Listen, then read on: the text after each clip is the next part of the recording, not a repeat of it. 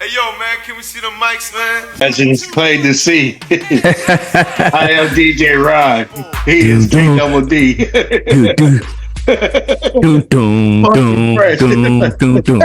Born to get busy. Is he or isn't he? The jam master. Yeah. Kari, what's up? Drop some dope on these fools. Represent the gay area.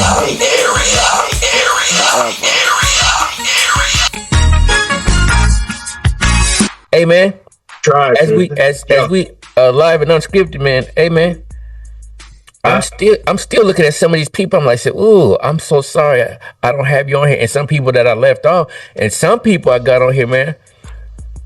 I got two guys on here, man, from a group, from a group. Bro, it's the MC, individual MCs, bro. It gotta be. I was gonna ask you if you want to do a lady, but we did the ladies. You know. Yeah. And the ones I didn't put one on this. And they only really at that time they only had one tier. Really, it wasn't. They didn't have a whole lot to. But coming into the '90s, it's about to ramp up. A little different. Before we get started tonight, we'd like to welcome everybody to a new part of the Classic Flow experience. We're going to call it Flow Chat. We want to invite you to join us. We'll record every Tuesday night beginning at 5:30 p.m. Pacific time. And we're opening the floor to the people who help build this culture. So you can join the flow. You can let your comments be seen and make your voices heard. Because hip hop was never meant to be a one-way conversation. Kari and I would love to have you be a part of it. Just let us know in the comments if that's something you're interested in.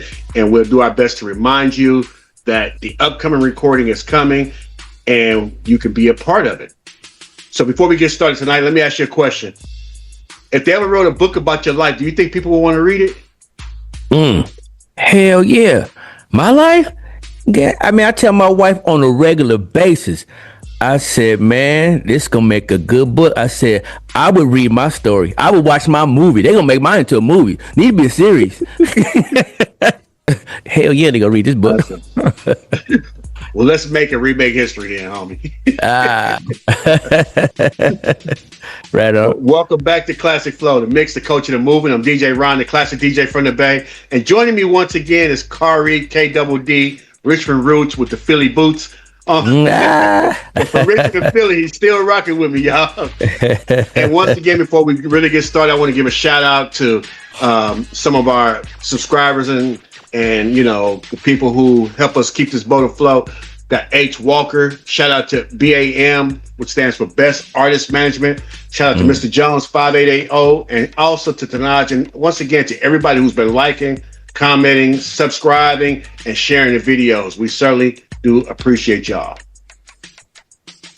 Tonight's episode is called 7 MCs. Now, before somebody jumps in the comment and said, hold up, Ron, I counted 21 MCs, you're right. The inspiration comes from Rakim. I take 7 MCs, put them in a line, and add 7 more brothers who think they can rhyme. Well, it'll take 7 more before I go for mine. That is 21 MCs laid up at the same time. So tonight, we're doing 21 MCs broken into tiers of 7. 3 different tiers of 7. Got tier 3, tier 2, and tier 1. And as we move up the list, the criteria is going to get tougher. The first tier is simply artists who belong in the conversation. The second tier may include a song that got our attention or, just a song of choice or whatnot. And then a final tier is going to include maybe our favorite song or their most popular song or maybe what we consider one of their best flows. So let's go ahead and get into it. Hey, I want to start off by saying this. Think about this. You out on the ocean, boat sinking, you got a life raft, and you could only save 21 people. Man, there's some people that we had to leave out. Y'all gonna be mad. You're gonna be mad because your dude may not be here, or your woman may not be here. But I pick mine like this. If I was starting a new world and I had to take 21 MCs to start this thing over again, which 21 am I taking from the 80's? You feel me? It might not be. It might, and it may not be. It could be. It could possibly be 42 MCs or him. I don't think it's going to be, but it's going to be more than 21. It's going to be more than 21. Yeah. And that's the thing. We both agree 7 is not enough. 10 is so common. Everybody want to do their top 10 or whatnot. So again, it's 21 MCs based on whatever criteria. We're gonna talk about it as we go. So let's go ahead and kick it off with tier 3, the artists who made the list because of their impact, their influence, and the contribution to the culture.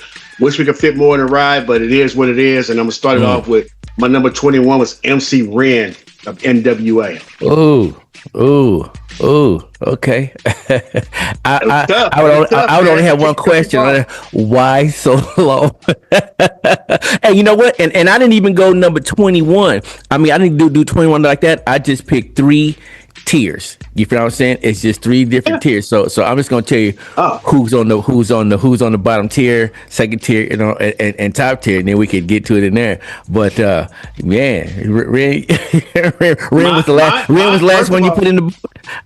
Mine are ranked. Absolutely, it's ranked, man. It was kind of tough, and based on the amount of songs that he have, I mean, he only got 3 real solo joints. You know, he came through on Compton's in the House. You know what I'm saying? And you know, featured on a couple other joints, and of course the posse cuts or the group cuts with you know, F the Police or Straight Outta Compton. But that's where he's at for now. Okay, I just believe there's some MCs who spoiler alert, he's on my list also, but he's higher up because I think he deserves to be. You feel me? So who you got? Who he beat out? I know the people that I picked. I'm telling you, and I'm gonna start off by saying this. I was there. So, and I lived through it, and I know what these people mean to hip hop. My opinion, but when I hear them today, they still relevant. The first one on tier 3 is Cosmo D.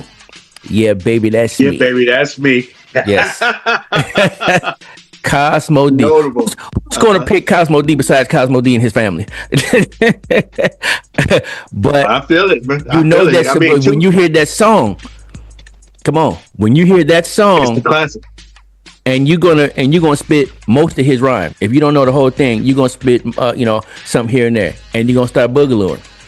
You feel me? Real. So Cosmo D makes that's a classic, and he probably only got that one that I can think of. But I can't. Nucleus, from Nucleus, but I can't think of that's his one. But when he hit it, man, he hit a grand slam with that one. Did his thing, man. I played at Juneteenth. I DJed on Juneteenth. I started a set with that song, and you know they got up there. They started moving, didn't they? As soon as they heard it. Yeah, man. Hey, man, what? Don't. As soon as you hear the first 4, you should know between the 3. But when you get to 4, you already know what's going on. You know, it's that classic. It's an iconic intro for sure. Yeah, that bass line is iconic. Yeah. If you can hear, when you hear, let's just say, let's get it on. This is gonna take 2 notes. It's gonna take 2 notes. If you listen to the Temptations, My Girl, doom doom doom doom doom. It's only a couple. Yeah. I can name that in 2 notes. You feel me? So this is one of those. Yeah. Well, who's your 2-0 on their list then? Who's that? The next one up. Ecstasy from Houdini. Houdini. Now, see, I could pose the same question to you. How is he so low? Rest in peace to the great. You know what I mean? Hey. I could ask you that same question. And it's only because, man, it's just that the people over him, the people on the other tiers, they put in some work. They put in some major work. You feel me? True. So they put in some major work, man. And like I said, we could have rounded it up. I mean, we could have picked 30 or something like that. But it's only 21. And if I'm starting, something new, man, ecstasy got to be there, man. And I mean, with the I would say the first 3 albums that they had, to me, he was a standout. Like say Cube with NWA or Scarface with the Ghetto Boys. There's that star in there, and he was that. To me, he was a star in there. All right. Well, I'm sure we're gonna revisit that topic in a little bit. Okay. Well, my next one though, known throughout the Bay Area, Oakland, California's most underrated rapper in my opinion. And I'm not sure how far his reach go, but we do know that he made it down to SoCal and influenced Snoop and Warren G and Nate Dogg. But this cat by the name of D-Loc of 415 was something special. And here's how he edged out MC Ren. We're talking about the 80s. Both of them had one album, but D-Loc starred on more songs on that album. And unfairly, he got more solo cuts, and they just was better. It just was better. And then on the cuts with him and Richie Rich rapping together, for those who don't know, D-Loc and Richie Rich made up 415. They had they did like at least 2 more albums together, they'd be mentioned as one of the best duos of all time, in my opinion. D-Loc, 415. One shout out to Richie Rich, still doing this thing. And once we get up in them years, man, Rich gonna be on. Yeah, he gonna be on. We might need to, my man here, Ron comes up and my man tells me, I said, we're gonna do this, we're gonna do that, we're gonna do this, and this is unscripted. So we're gonna have to come with another category of game spitters. Game spitters, because Oakland is known for game. For sure. Yeah. So, well, the next on my list is more than one album. First album, dope, called Back to the Old School. The next album, a couple of cuts on there, and he stood out on the Self-Destruction cut. I got Just Ice at number 19. Damn. On my list. Damn. That's a cold one right there. Ice, that's a cold one. That's a cold one. For your list, or forgot about it. That is saying one of the others. Ooh is saying this.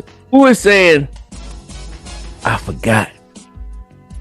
But I'm good. But this is unscripted, and so what we do for each other is, you're a knowledgeable brother on this thing, and so when you say something, I'm listening. I say, oh damn, how did I forget that? But he's one of them ones. He might have been number 23 or 24, 25.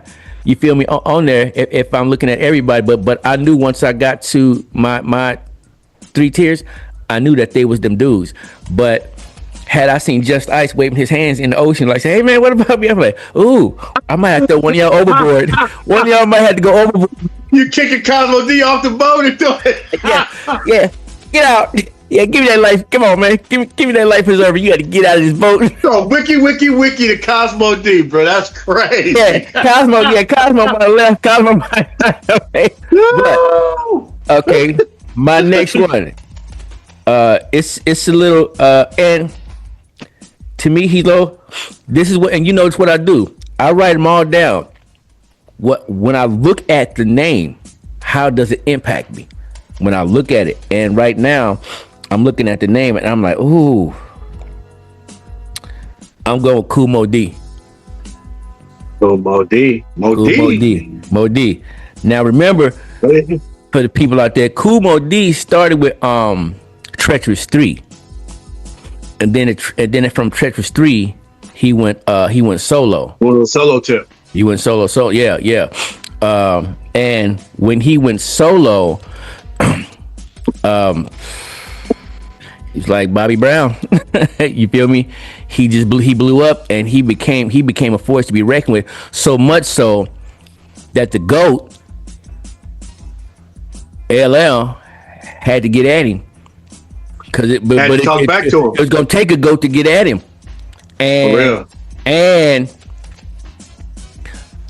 LL won the war, but he did not win all the battles against that man. No, absolutely, no. Lyrically, Kool Moe Dee. To me, it went till 90 when Kool Moe Dee really reached me with a full album, though. But you're right. Yeah. He definitely was. He definitely was speaking at LL for real. Oh, he with them L's, deliver lover loser. We was like, ooh, and when this man finished this song with "Let's Go," when the Ross last lines I ever heard. That boy said, "You got a lock on my jock like a bull." We all was like, Oh, we. I know you can appreciate this. That was the death blow before the death blow came. Before the death blow. Hey man, when he said that, man, we all scrunched up and like, oh no, you ain't had to do him like that. Now, you know, you in a fight, you had to pick up the hammer. Yeah. So Kumo D is you know, I mean, you know the songs. Right. One of his most popular songs, I don't like the fact that he did it, because you talking about Wild Wild West, we should have been making that in Cali. Yeah. When I hear Wild Wild West, I know some people thought he was in Cali that when he made it. They thought he was in LA. Yeah, the song is dope. The video was dope. And I knew what he talking about. He's talking about that 10 paces draw. Don't come to our town. You know, we're going to have outlaws type of stuff. Okay, I get that. But man, Wild Wild West, you talking about Oakland and Compton, LA? Yeah. Come on, Richmond? West Coast. Yeah. So when you say Wild Wild West, I'm thinking of hometown, Cali. Right. Richmond, Cali. And then everything else down in San Diego. Well, if my count is correct, that was your number 18. Well, that was your Kumo D was your 19 or 18? 21, 20, 19. All right, go ahead and tell us the next one. Marky D from the Fat Boys. Man, I had him on my list too. I ain't gonna lie. I bumped him off, but I had him on my list, man. Ram beat him out. Yeah. Marky D was on there. Let me tell you, I'm gonna tell you how these guys get on my list. Your group was so impactful, and out of that group, to me, who stood out? And Marky that group is too impactful. We had him on our list of the groups, and so I had to pluck him from the group and say, you that one. If I have to say who are the Fat Boys, and I'm grabbing one, if you put him on TV at that time, Raccoon Hat out, you gonna know who he is. You gonna know. Piece of Cool Rock still keeping it going on though. Yeah, cool. Oh man, Buffalo, shout out to all them boys, man. I know Buffton passed away and Marky D passed away. Rest in peace to both of them, man. But Marky D is on my list, man. Man, he was that dude. And there was a battle that you guys may not have known of. That Marky D, the Prince Marky D is what they called him. Yeah, Prince Marky D. Prince Marky D. And then there was somebody who came out and said he was the Fresh Prince. So I thought you could tell me. No, I thought you could tell me about Marky Mark, but the Fresh Prince. No, hell no. Hell no. Right, that's what I was like, man. No. Talk your talk though. Okay, Fresh Prince. Yeah. Marky D. And so I remember a song when Prince Marky D said, "I'm the only Prince, punk." And I said, "Ooh, yeah, I forget what song it is, and you'll find it." And he said, I said, "Ooh," and both of them groups. The Fat Boys made Elm Street, Freddy Krueger joint, and Fresh Prince made a Freddy Krueger. They was kind of going at it a little bit. Now I don't know if it was the industry doing it or it was personal, but it was damn sure a beef at it. And I forgot about that. When I heard the Fresh Prince and Jazzy Jeff, when I heard that Nightmare on Elm Street, it was dope. But when the you ready for Freddy? When the Fat Boys put theirs out, that was it better? It trumpet? Are you ready for Freddy? Was better than Nightmare on My Street? Are you ready? That boy was Freddy Krueger was on the Fat Boys joint, man. I'm about to listen to it again. I'm about to hear it again. Man, yeah. All my man did on the other one, he did a little screaming and whatnot. He said, "I've got the voice and you got the rhymes," something like that. Yeah. Over here, and the track, whoever did that Fat Boys track, go listen to that. All y'all, go listen to that. Put this on pause right now and go on. Listen to so you know what I'm talking about. Yeah. and that was a good album too. On the Fat Boys, I think that was Crushing. I'm not sure, but that was it was Crushing. Yeah, that was a pretty nice album. Although and I would have to say that I'm kind of going off a little bit. I think I was most impressed with the third album, Big and Beautiful, because they started that album. Yeah, they started going in a different direction, and I don't think it's a skip on there. I don't remember right now, but I remember that was in heavy rotation in my when I was in the Army. Same. Breakdown, Double O Fat Boys, Rap Symphony in C major. Ooh. Yeah, that was raw. Very underrated album, bro. Yeah, very underrated. Yeah, man. Well, speaking of underrated, and you already talked about somebody picking up the hammer, man. This is no surprise to people, but contrary to popular opinion, MC Hammer could actually flow. You know what I mean? I got him on my list. He's 18th on the 18th person I rescued, bro. You know what I mean? Come on, Hammer, give him. You know what I mean? Send him a life jacket, pull him on the board, bro. Yeah. Show these rappers how you do what you did, man. You know, so they can go in and copy, a la Drake and a whole bunch of others trying to do that are doing what he did, but talk about him for doing it. You know what I'm saying? But if you listen to them flip joints, even on Pump It Up and Let's Get It Started, he was saying something. You know what I'm saying? He was saying something. Yeah. I agree. I gotta have Hammer on there. Gotta have Hammer on there. Yeah. This may not happen again, but I got Hammer. I got MC Hammer. Stanley. At what number? At the same number? No. Same number. No, I'm one behind you, so you got him right there in the same little area, though. Okay, because he's my next one then. Because we got he was your next one? 2019. Okay. Every list we have somebody on the same tier. Yeah. We had EPMD on the same tier. We had Big Daddy Kane on the same tier. Yeah. So this time it's like, and I'm gonna tell you who he bumped off for me. Who? He bumped out Kool G Rap for me because Kool G Rap was gonna be on there, man. And because he brought something to the East Coast, he was gangster out there, and he would really he was telling some stories. I loved Hill Street Blues. I loved that, man. It was a cold story, but the energy that Hammer brought, the message that he brought, the whole team, whatever he brought something new, and he made you stop.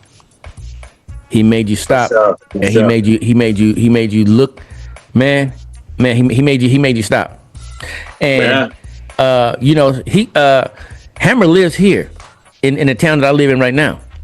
Right, and yeah. He lives here, right, man. And I'm gonna tell this story, man. One day, my wife, when we go to the store, you know, she said, "Oh man, she ran out of something," and I said, "Oh, babe, you want me to go get it? I'll go get it for you. You want me to?" I really hope she said no. I really hope she said no, and she said yeah. And I was like, God, thank you. I got in the car, and I went to the store. I put up to the store, and the car pulled behind me. Right, he was on the side. Music was bumping. So I get out, and I'm like, ugh, that's raw. And I walk over. I'm walking past the door, past the vehicle, the windows down. I said, "Oh, that's nasty." And when I hear something like that, just like when you told the story, you heard the song and you ran down to my man's car and you were saying, "Can I borrow your tape?" So like that. Hey man, this was by EPMD. Shout out to Slick Vic. Hey man, I went to the dude. I said, "Hey man, who was that?" It was Hammer. Hammer was sitting in the car. And he said, and I recognized him, but I ain't tell him I recognized him. He probably knew. And he said, "That's me." It was, he had just produced something, and it was it sounded kind of gospel-y or whatever, but it was still bumping, but it was still knocking. Mm-hmm. And man, and so we was walking in at the same time, and we got to talking, and man, we stood there for maybe a half an hour talking. He was telling me that he lived in Vegas. He was in Vegas, and his father was passing, right? And so my father had recently passed, and so we got to talking, man. Well, this was recent. Yeah, very recent. Yeah, because his daddy just passed. I probably talked to him maybe 3 to 6 months before his daddy transitioned, right? And we was talking, but we was not talking about music. We was talking about fathers, we was talking about taking care of your self-care as your parents are transitioning. You feel me? And what it does. And I told Hammer, I said, man, I didn't want to come to the store. I said, but now that I'm here, I know I'm supposed to come to the store because I did most. It was like I was talking to him, like coaching him through it because my daddy had already passed. You feel what I'm saying? And his daddy was passed. His daddy was passing. But anyway, we talked, man. And after his dad passed, man, I hit him. I shot him a message, and he shot me back. He said, "Man, I remember that conversation. It's a conversation that both of us will never forget for the rest of our lives, just because of the impact." You feel what I'm saying? Yeah. So Stanley Burrell's on my list, man. That's what's up. Yeah. And you're right about the self-care. Matter of fact, I did a video some time ago. Actually, I done a video because folks was concerned about my mom, what she was going through her ordeal.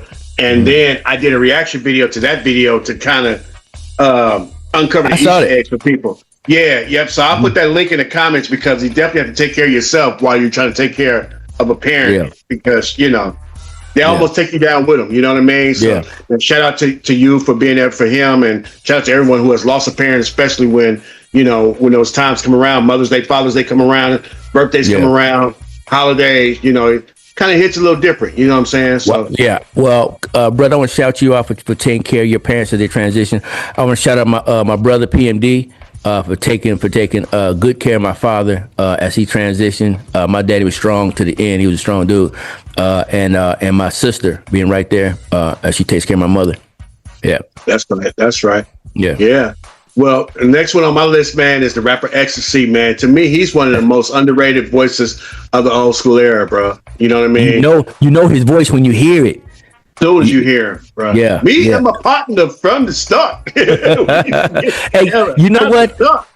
Something in the 80's, when the song came on, we knew who, because there wasn't that many rappers out as far as, I would say, let's just say, I'm going to say 10,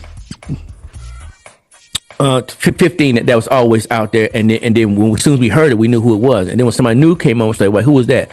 Well, he was that dude where his voice was so unique, you knew who it was. Said, "Oh, Houdini got something out," because I heard Ecstasy. When you heard Jalil, you may not have. We would because of how we listen to music, but the average or below average fan would recognize Ecstasy's voice. Right, that's right. Now the Houdini's inside the joint. Man. All right, man. I count 17. I'm at number 17 on the way to 16, man. What you got? What you got? Ooh. Melly Mel. Ain't even crossed my mind, bro. And absolutely. The first song that I remember learning to rap to. Yeah. Like all the way through was with Melly Mel and them. Good choice, bro. How did I forget it? Yeah, wasn't even on my radar, man. He wasn't. He wasn't drowning in the ocean where I was at. My boat was so. Man, he wasn't there. Hey, man, this dude here, when they started rapping, and you started picking out their voice. My favorite was Cowboy for some reason, but Melly Mel. His voice was very unique, distinct, strong. I like Raheem. There's a group, the Funky 4+1. Remember them? Heard of them. Yeah. I don't remember their music, but I heard Raheem used to rap with that group, and then he transferred over, traded teams, got whatever, and he was rapping. And now he's Raheem on Grandmaster Flash and the Furious 5. He's in there. So Raheem had a distinctive voice too, but the most distinctive voice in that group was Melly Mel, and the message is so raw that when you hear the track today, if you turn on that song, I mean, it's the same feeling. It's the same feeling, and his verses are so powerful still that he had to be on this list, because that was one of my groups and that was one of my producers right there. And so he's another integral part, a major cog in that. So that's why he on there. That's why he made that. All right, man. Well, give us one more. Give us one more before you go. Curtis Blow. Oh, that's another one that's down on my list. Okay. Curtis Blow. Yeah. I Rule the World. Yeah. Curtis Blow.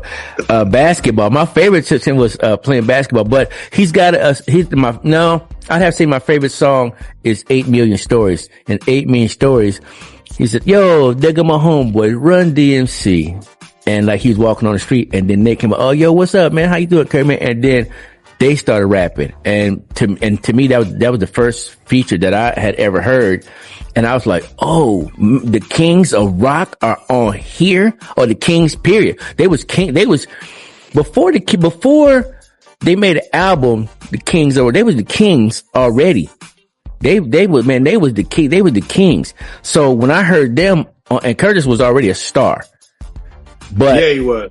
But now when First you got Run star. DMC on there too, Curtis didn't need no legitimizing. But to me, I was happy that my boys was out on somebody else's project too. You know what I mean? So I said, oh man, these guys. So 8 Million Stories is my favorite Curtis Blow song. But I think Basketball was very witty. Basketball was a well-written song similar to Ice Cube's Fairy Tale. It was a very well-written song to where you listen to it and I said, oh man, and you learn, cause I didn't see all those guys who were, he was talking about, because wasn't even no ESPN back then. He helped popularize the sport, because back then you had it was on tape delay and everything else. It wasn't even on live games on television or like that. So he definitely helped put it in the forefront. Real talk, sure. Real talk. Yeah. So Mr. Curtis Blow is it's on so that's 1, 2, 3. All right. Yeah. Yeah. Count your counters. That should be number 16. That's your number 16. Yeah. Let's see. Okay. We almost at that next tier, y'all. We almost at the next tier.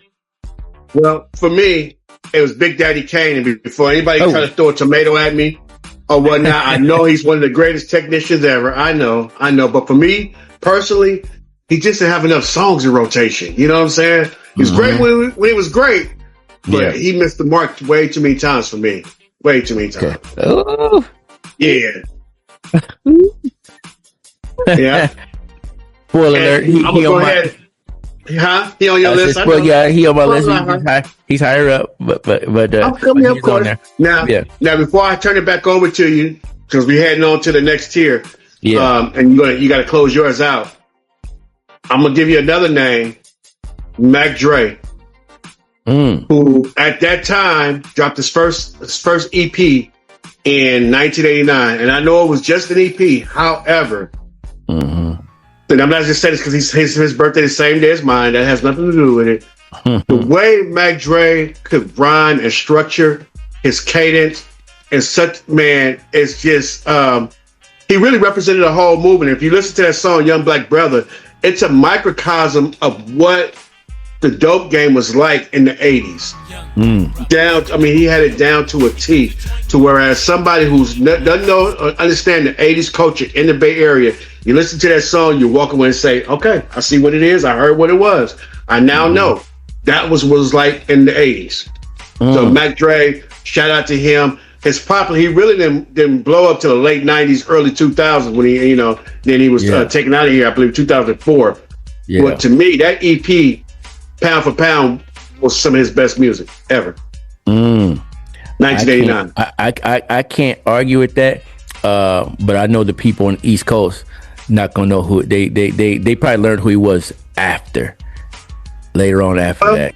Let me help them out. Drake dropped the album The Iceman. I'm not sure which one of the 3 albums. He dropped 3 albums actually. Which one of the 3 of his own, but he got a song called Too Hard for the Radio, straight Mac Dre, and Too Hard for the Radio was on that EP I just talked about. Too Hard for the Radio was on there. So you listen to that, you can't do nothing but nod your head to it, and Dre was that dude. I would agree. So 37 years later, song's still being remade, bro. That's how dope he was. That was his first EP ever. Yeah, I would say go listen. And I didn't know, and since I wasn't around, I didn't know. I didn't know until I came back, and when I learned about him, the hyphy movement was going on. That's when I found out. And I said, oh, and so then we had to go backwards. I had to go backwards and listen to some stuff. You feel me? So so you had to be there in the beginning because he definitely was on. He was in a class all his own. Yeah. Hey man, so I counted but these are my bottom third tier 7 because Hammer's on there, Cosmo D, Ecstasy, Curtis Blow, Mo D, Marky D, and Melly Mel, right? Yeah. All right. Yeah. Well, let's go ahead and make it more interesting then for this next tier. Add another category. What was the song that got your attention? How about we do it like that? It don't have to be your favorite song, but it's like it don't even have to be their best song, but this is a song that made you stop and listen and one that got your ear. Okay. Number 14. 14. I'm gonna go with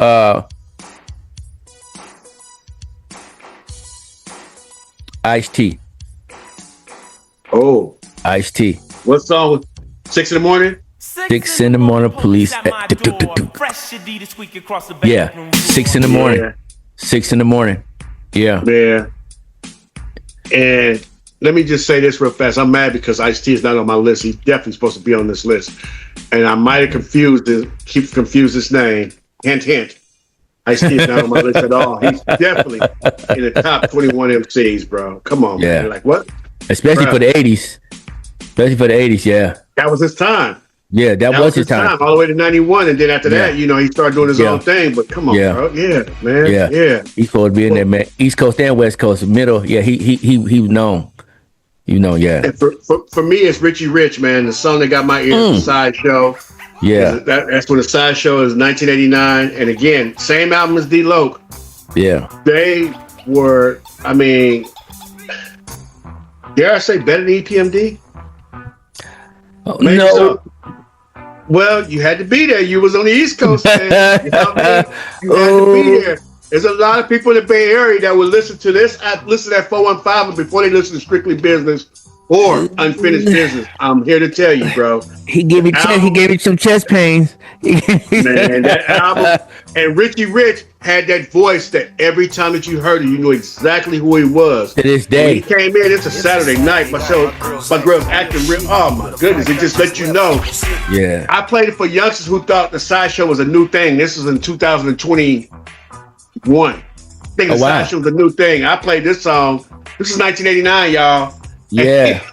Oh, wow. Sideshow. So it's like, this been going on for years in the Bay Area. Yeah. Real talk. And the way they described that night, you know how those nights go in the Bay. You know how many times out till the sun came up, bro. Like literally. Yeah. We was outside till the sun would come up the next day. Yeah. And very active. You know what I'm saying? It's one thing to go fishing. It's a whole other thing when you catch it a little something. You know what I mean? You know what I'm talking about? You know what I'm talking about. Bruh, that's, man, many a night. Oh, no. Oh. Hey, man. Lake Merritt was a place to be also. I know you're talking about driving up and down country, but Sunday afternoon, cruise around Lake Merritt, for sure. That was man, epic. If you could get in the rotation. That's right. Yeah. So here you go, right here. Those are the people that have been cruising around all Friday night, cruising around all Saturday night, took a nap, and then woke up and hit the left on a Saturday afternoon. On a Sunday afternoon. That's what you have right there. Sunday afternoon, bro. I'm here to tell you. Real talk. Hey, you gonna wipe down your ride in between though. Make sure those wheels are bettered in between. You cannot go out there with a dirty car. We're gonna be shining. And maybe change clothes a couple times in the same day hell too. Yeah. I'm just saying. Yeah, you already seen me in that. I gotta change up, baby. I don't know if life will ever be lived like that ever again, bro. But that was the way that it was. Yeah, that was dope in the Bay Area. Yeah, that was dope. A movie. Yeah, that was a movie every day. Yeah, especially on the weekend. On the weekend. Yeah. Hell yeah. Yeah. Yeah. So who's next? MC Ren, number 13 on your list. I ain't mad at it. MC Ren. What song got me? Ren, there wasn't that one song that got me that I would have the song that got me for Ren that made me that when Ren showed his skills was really when Ice Cube left, but Ice Cube left. I would think what let's say straight out. I mean, not straight out of Compton. Niggas for Life came out in what year? Because that's 91. Was that 91? That's when he really showed his skills to me. But he That's was still dope. List. Yeah, he was still dope in the 80s. He was still dope. Sure. But his pen, his sword got sharp when he had to write for Niggas for Life, because that boy went crazy. But I would have to say for Ren was a good Robin to Ice Cube's Batman. That's why he got here for me, because Cube was something else, and you can still, I mean, to this day he's still something else. Ren was better, was not as good as Cube. He was not. I know in the movie they said Ren can write just as good as Cube. We don't need. That's not true. You feel me? And no, probably not. Yeah. No. And well, if it was, he would kept writing and kept going. You feel what I'm saying? Cube pen's still going. He's still going. And he was definitely better than Easy, but Easy was favorite because Easy sounded like a little kid. Easy sounded like a little kid with the crew. You know what I mean? But Ren's pen was ridiculous, man. And I can't say that what song got me to Ren. It was just that it's the villain. You feel me? It was he was whatever he did, whenever he got on the mic, he wasn't weak, and that there was one of them groups that was the world's most dangerous group, and Ice Cube wasn't deadly by itself. That boy was dangerous too. You feel what I'm saying? So on this one right here, no one particular song, because I can think of a better song. As the song that's going through my head, you know what I mean? Too Hard, MF's, it's cool. I mean, it's raw, but it ain't his best work. But there's nothing weak. There's nothing. I mean, his part on After Police was cool. You know what I mean? There wasn't. I mean, everywhere, any record you heard him on, he was cool. You don't say, I mean, why'd they put Ren there? Or why they should just let Cube go? Or they should let, no. It was Ren. Yeah. Yeah. His solo joints on Straight Outta Compton was dope, though. You know what I'm saying? They was dope. But it wasn't until 1990, 100 Miles and Running EP, bodied it. Ridiculous. Oh, man. They bodied it. Yeah, and, you know, I got a little more commentary, but I'm gonna save it for just a moment. I'm gonna save it. Okay. But with Joe MC Ren, I got KRS-One, and the song that got my ear was My Philosophy. You know, I know they dropped in '87 with Criminal Minded and all that. Yeah, wasn't messing with it though. I just wasn't. But My Philosophy, when the boy said like all of my brothers eat chicken and watermelon, talk broken English and drug selling, just talk about the stereotype. Really, that song it's one of the most quotable records in hip hop history that's still true to this day. You know what I mean? Like, talk about the record industry and everything else, which is on a whole nother level now with the streaming and everything. A lot of artists are not even getting paid at all. You know what I'm saying? Yeah. It's just kings are, kings. If you were to be, would you want to be a teacher or a king? When you break it down the way he said it, it's not about a salary. It's all about reality. Teachers do the work good. It's all about reality. And Dre used that one. It's not about a salary. It's Dre used that in a scratch. Yeah. Oh, gangster.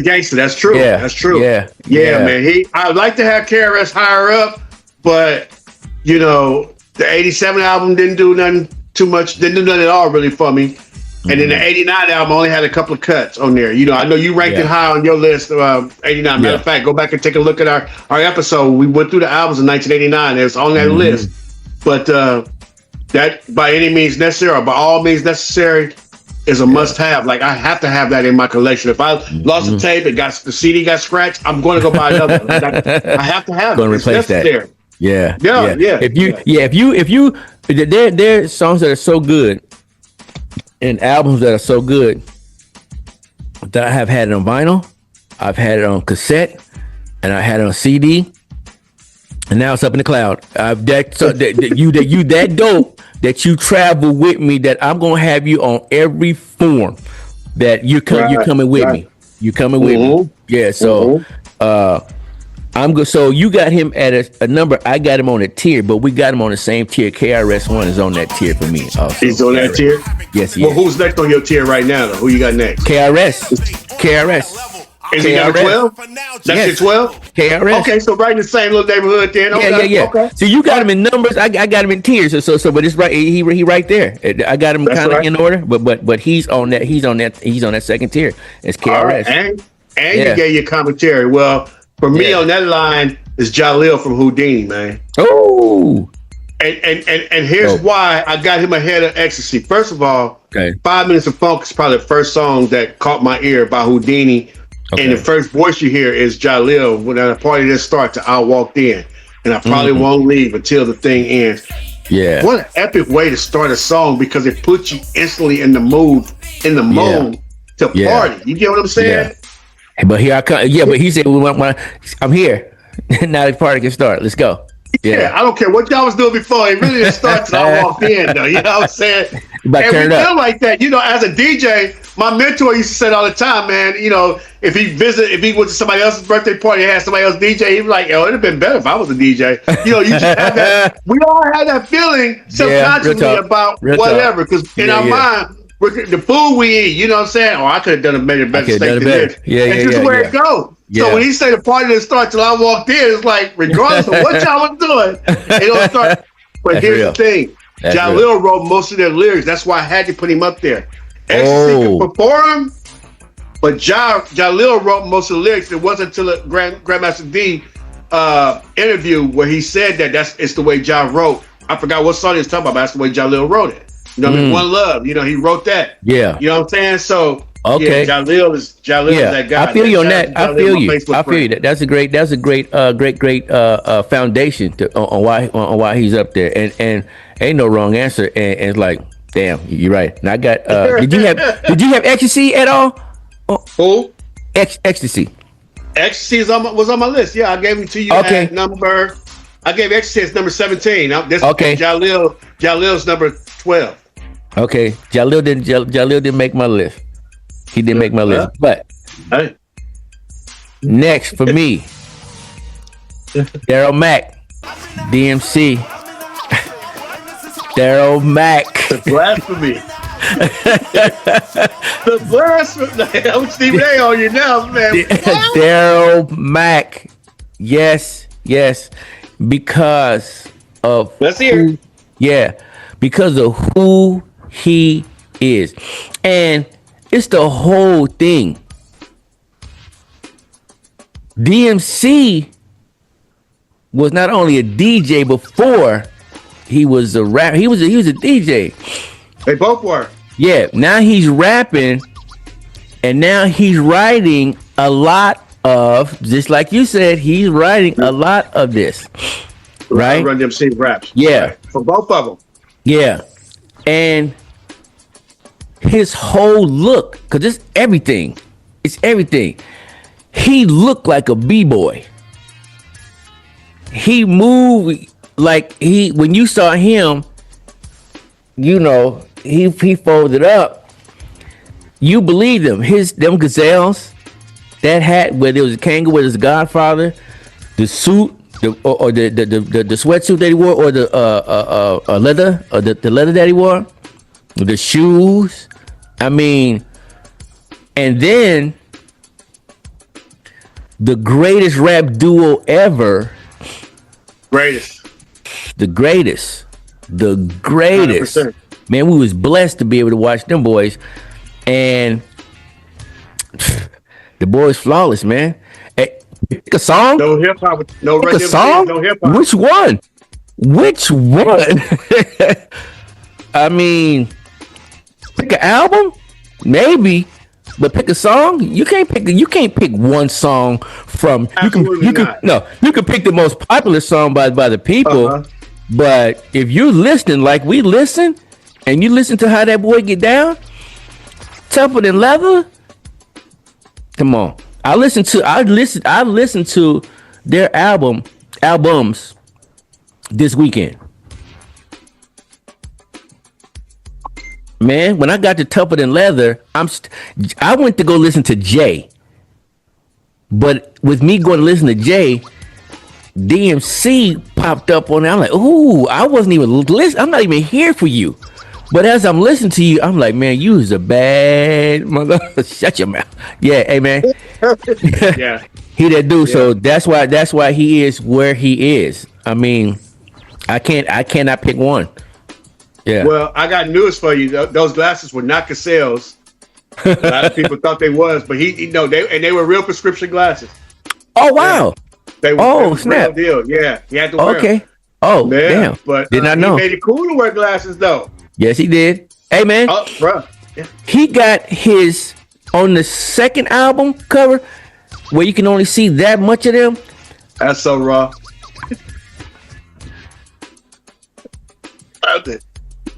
Come on, man. Come on. We know what that, but man, when we saw that, I was like, man. So that's the part. If we saw, I have seen DMC without his glasses, and it's like Clark Kent and Superman.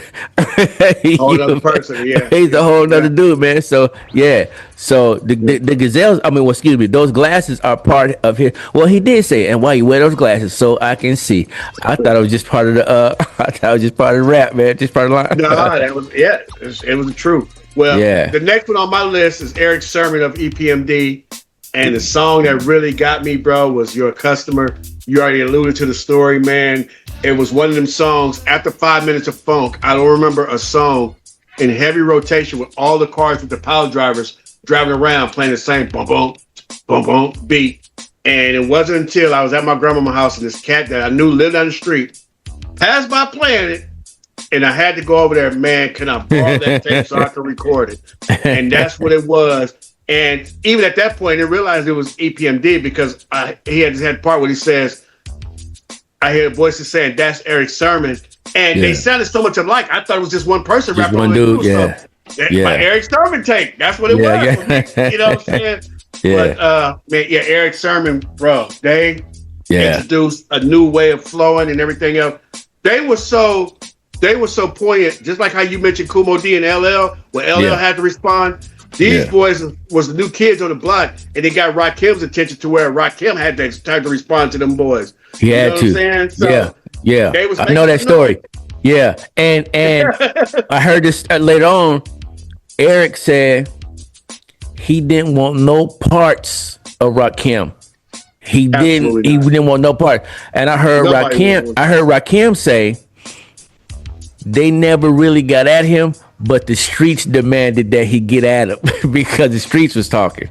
He didn't take it personal until the streets said, "Hey man, what you gonna do?" Hey man, he just talking about your mama, man. He talking about you know, whatever to get them boys to fight. And so he said he had to respond just based on the energy outside. That's a reminder that you can't let everybody instigate you into real talk. That was never meant to be. That boy said instigate. He went old school. I think got just some fights that was instigated by the sidelines. You know, for sure. For sure. Look. So he bumped into you. You got to throw him. Or the most famous one. Whoever love their mama, put your hands on their mama, man. How many people that got bust upside the head on that one, bro? Just because. Oh man. Oh, all school memories for real. Real talk. That's funny, man. All right, Eric man. Sermon was my number 11. Mine, The Fresh Prince. The Fresh Prince is on your list. Shout out to Will Smith. Shout out to Will Smith. Now, we're talking the 80s, and so remember, the first two albums was ridiculous. Galore. Man. And then later on, he came with a seasonal classic. He gonna play this song every year. Man, I started off my Juneteenth set with that song. You're gonna play that song every year. And even let me tell you, I've said this before, that Summer Madness by Kool and the Gang is my favorite instrumental. It's my ringtone on my phone, Summer Madness. After Will and Chris did their little fiasco at the show for the masses, I wasn't watching no Will Smith movies and I wasn't playing no Will Smith song, because for us to be up on there acting like buffoons, man, I said, come on, man. Come on, man. It's us on us. It's us on us again. And now you're doing it here? Like, in front of company. Yeah. You know what I mean? In front of company. Yeah. So I'm like, come on, man. It's like me and my brother will fight. Regular. Tussle. But it's different when you fighting at school. If me and my brother fighting at school, if me and my brother fighting at the house, my mom or daddy gonna come there, hey, y'all knock it off, or y'all in there fighting, we like, no, we ain't doing it. We fighting at school, and the principal called, said, your boys are fighting at school. Oh, come on, man. You already know what it is. It's rest in peace. Get the flowers. Get the flowers, man. You heard what happened to Donald Patrick? You're closing the weak link. You're closing the weak link. Now you got somebody who feel like they can divide the two of y'all, and somebody wants to see the fight. So, that said, I went off that way, man. But the Fresh Prince, man, I stopped playing that song. That was my favorite song by him. I didn't even want to. When I heard it come on, I was like, man, turn that boy off. I don't want to hear this. I'm back on it now because it's my favorite song. And it's right, the kind of, but I still don't, what they did is still, they're still not gonna never get a pass with me on that, just based on what it was.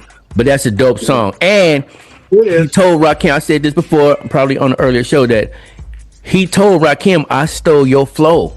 I took your flow for that song, because the Fresh Prince never sounded like that before, and ain't sounded like that since. That's that song. I'm gonna tell you something else. If he'd have wrote it for Rakim, it would not have been as big neither, because Rakim was not as marketable as Fresh Prince. Real talk. Yeah, we would. You and I would have played it every summer, but the world would not have played it. The U.S. would not have played it every summer. I agree. I agree. Yeah, I had a conversation with somebody else about that. It would not, because of who Will Smith was. He was America friendly.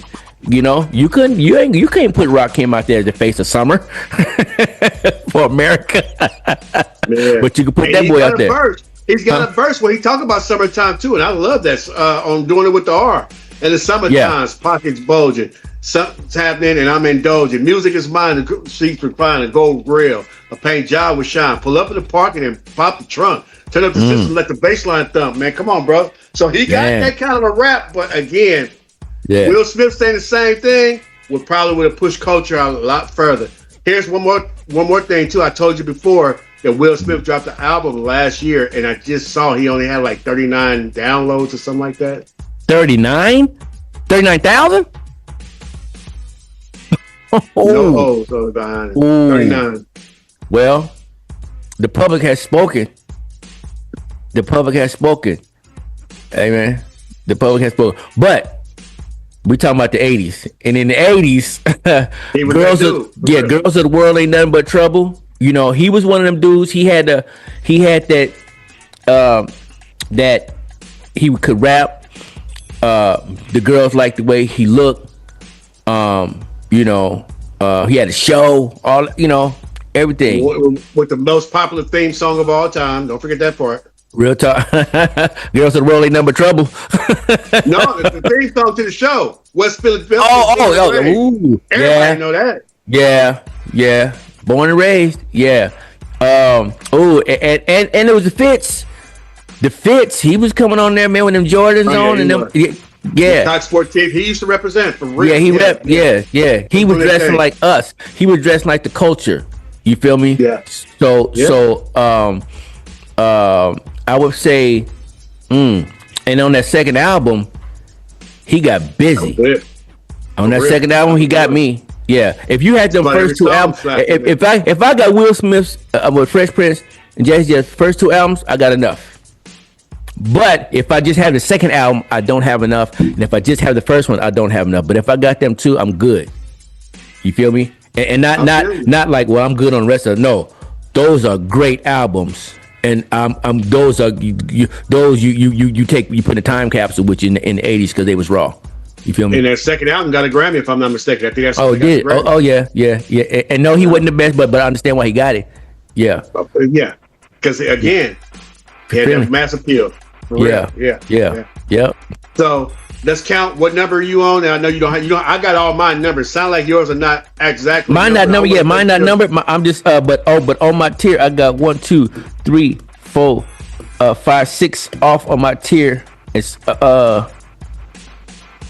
1, 2, 3, 4, 5 off on my tier. So I got two rappers left. Tiers? One, yeah, two. I got 2 rappers left on the second tier. Okay, so it's on me. And that's where we'll end it. Tune in next week to get our top 10 of the top 21 MCs of the 1980s and find out where your favorite MCs ranked. Right here on The Flow. That is the classic flow, the mix, the culture, the movement. Kari, what's up? Drop some dope on these fools. I represent the gay area.